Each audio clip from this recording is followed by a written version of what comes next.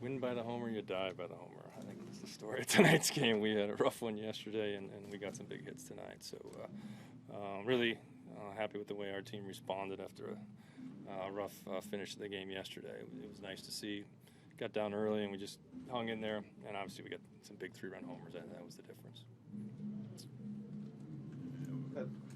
Mike hitting a ball that far opposite field like that in that count, I mean, is that just another sign that he's kind of where you wanted to be? No doubt, yeah. I think it was a 3-2 slider. After he punched out on some sliders earlier, and really nice job. Not trying to do too much, and he is so strong and talented. If he just gets good part of the bat on it, good things happen. So good at bat by him. We hung in there, and like I said, that was the story tonight. Just the big 3-run homers, and our bullpen again. I know it's tough some nights, but we go 3 1/3. We don't give up anything tonight.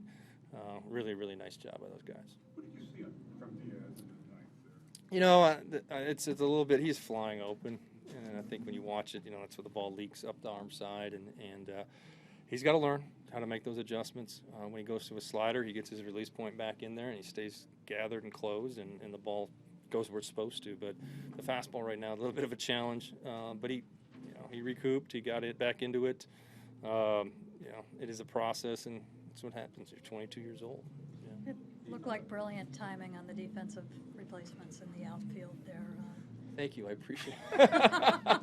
No, it was a great play by O'Malley. It really was. When we got the lead, obviously we brought Heredia up today, and talking about it earlier today is when you get a lead, 7th, 8th inning, depending on where we're at in our lineup, just to go ahead and run our, I like football, so we'll call it our hands team. We'll run our hands team out there, and those guys can cover some ground, and big play by O'Malley. What did you see O'Malley play? I think Robbie won a lot for that last. Yes, he did. We were in no doubles, and he hit a ball on the spot that I didn't know if anybody was going to get to, and Robbie didn't quit on it. A lot of second basemen, that's not my ball, and he went after it right away. He knew where we were playing in the outfield, so really heads-up play by Robbie. Have you seen a guy make that over-the-shoulder catch as easy as he does? Omar Vizquel was pretty good at it, but I like our guy on it too. Robbie does it very easily and gets a good read on the ball and made a good route to it. Not an easy play. He made it look easy. Seager's rewarded you and the team on 3-0 green lights quite a bit, but your entire team has hit well when allowed in 3-0. What kind of goes into that decision? It's a mindset, of you can't be afraid to make a mistake. And a lot of times guys who don't like hitting 3-0 are uncomfortable. They're afraid of the negative. What happens if I pop it up? What happens if I roll it over? And our guys have kind of taken the approach, hey, the skip believes in me, let's just let it rip. And that's the mentality that I want our guys to play with, especially in those counts. That's what we needed. I mean, Pineda was throwing really good. Was at a shot there. He worked himself into a good count. Why not? Let it hunt. And he did. It didn't overswing. I think that's another thing guys do in 3-0 counts is they swing too hard. Kyle doesn't do that. He just knows if he gets a good part of the bat on it, good things will happen, and balls flying out of Safeco this year. So we've had a few of those. Even with the broken bat. Yeah, I don't think Nelson had done that before either. But hit it in a good spot, obviously right down the line. And again, a big add-on run, giving a little bit of cushion to Diaz, and he needed it. With Diaz, the balk there, I don't know what you saw there, and then to mentally, I guess, recover from that. Yeah, I think I ran out there. I didn't know if the hitter had called timeout. The home plate umpire had done anything. It was a balk. I think he started and stopped. But nothing else gave me a chance to get out there and calm the situation. Probably didn't calm it, but just the momentum because it can go real fast. And he did. Calmed himself. Got back in the strike zone and got a big out.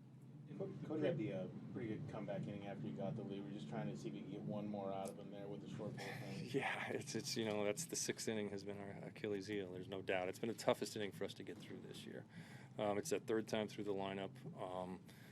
I think the 3-1 pitch. Sanchez is a heck of a talent. He's a real good prospect. Big leaguer that's producing already with a lot of power. Just not great execution. Not maybe great selection there because he was certainly on him all night. We're just hoping to get through a little bit deeper in the 6th inning. What was the issue when you went out the inning before one pitcher was coming back from the dugout? Their pitcher was not. Their pitcher assumed, I think, that he was out of the game and gone into the clubhouse. And my issue was, that they have a 2-minute clock up there or whatever. That's it. And it's they also have a rule in place. You can't run up a guy out there and let him get hurt. But you get fined is what happens on that deal. So chance for me to make a little bit of stink. But they got it right, and you don't want anybody to get hurt. It was kind of a little mix-up on their end. So that's what happened.